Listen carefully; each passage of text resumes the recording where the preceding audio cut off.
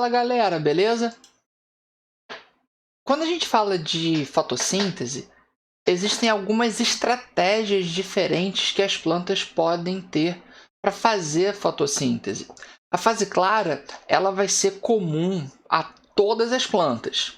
Agora, a fase escura, a fase química, ela pode sofrer algumas variações para conseguir suportar alguns estresses que o meio pode oferecer. Falamos sobre excesso de luminosidade, excesso de temperatura na aula de fotorrespiração. Isso pode tornar um ambiente muito complicado para a planta poder se desenvolver.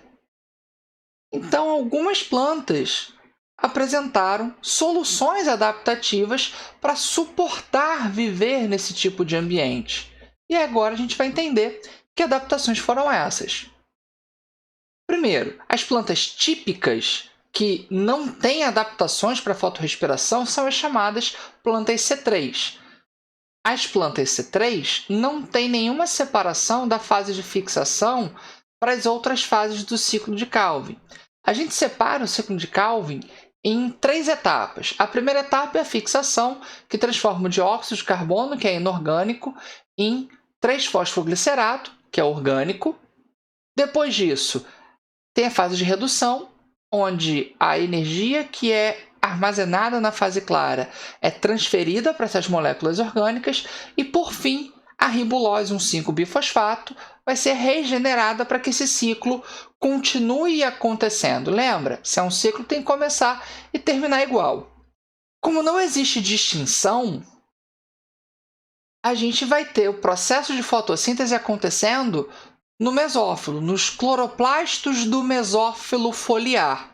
E aí a estrutura da folha de uma planta C3 tem mais ou menos essa aparência aqui. Quando a gente trata de plantas C4, essas plantas já vão apresentar uma adaptação. E essa adaptação vai ser uma separação espacial. Ou seja, a fase de fixação vai acontecer em um local diferente da redução e da regeneração. Eu separo, então, essas etapas na folha desse vegetal. E aí, quando a gente compara a estrutura da folha de uma planta C3 com uma folha de uma planta C4, a gente percebe a diferença. Aqui tem o feixe da bainha vascular. O que seria isso? É por onde passa o xilema e floema. E aqui o feixe da outra bainha vascular. E ao redor do feixe da bainha vascular, nós temos o mesófilo. Percebam o seguinte, o mesófilo na planta C4 fica ao redor da bainha vascular. Já nas plantas C3, ele fica logo abaixo da epiderme. A fixação vai acontecer no mesófilo, mas as outras duas fases não acontecem no mesófilo, vão acontecer nas células da bainha vascular, ou seja, eu separei o processo em 2 locais distintos. Além disso, a enzima responsável pela fixação não vai ser a rubisco. Nesse caso, a enzima que vai ser responsável pelo processo é a fosfenolpiruvato, ou melhor, PEP carboxilase. Então, trocou a enzima e separou o processo em 2 células distintas. Com isso, a gente vai ter cloroplastos da bainha vascular e cloroplastos do mesófilo. Nos cloroplastos do mesófilo, a gente tem uma etapa acontecendo, que é a fixação. Nos cloroplastos da bainha vascular, a gente vai ter a redução e a regeneração acontecendo. Então, houve uma separação. Isso faz com que não tenha fotorrespiração. Que tipo de plantas são plantas C4? Gramas são plantas C4. Então, elas conseguem suportar uma luminosidade extrema. E a gente consegue entender com essa imagem um pouco melhor o processo. Vai ser feita a fixação, vai ser formado um ácido, o oxalacético, oxalacetato, vai ser convertido em malato, e isso vai lá para o ciclo de Calvin. Então, o ciclo de Calvin ele vai ser um pouquinho diferente. Não precisa decorar a diferença. Agora, uma diferença importante que eu quero que vocês entendam é que as plantas C4 podem ter duas vias diferentes. Uma via sem a participação da mitocôndria e uma via com a participação da mitocôndria. Sem a participação da mitocôndria, que é a mais comum, é a via do malato. Então, a pep-carboxilase vai ter no seu processo a formação do malato, e aí esse malato vai sair da célula do mesófilo e vai para a célula da bainha vascular. Já a via do aspartato, nós vamos ter a mitocôndria recebendo o aspartato, convertendo o aspartato a malato, e esse malato vai para a bainha vascular. Sempre que eu tiver um ciclo de planta C4, as células da bainha vascular vão ter de receber malato, mas as células do mesófilo podem produzir tanto malato quanto aspartato.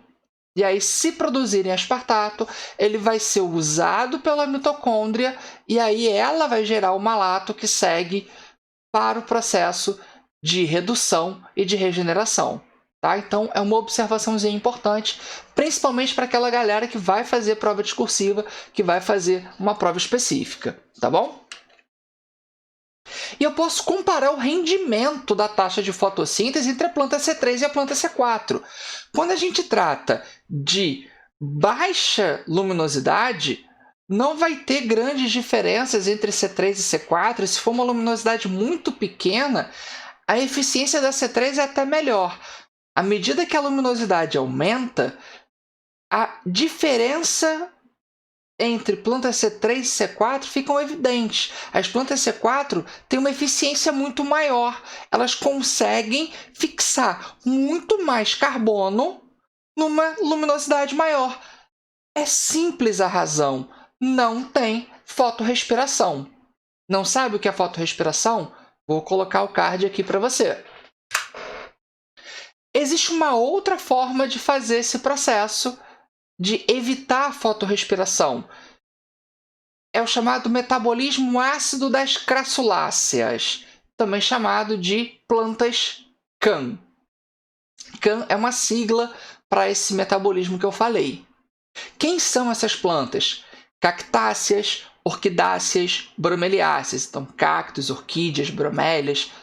Sabe? Abacaxi? Abacaxi é uma bromélia. Tá? Então, fica fácil da gente lembrar. Pensa na coroa do abacaxi. As plantas que têm um formato tipo a coroa do abacaxi são bromélias. Tá bom? Nesse caso, a separação é temporal.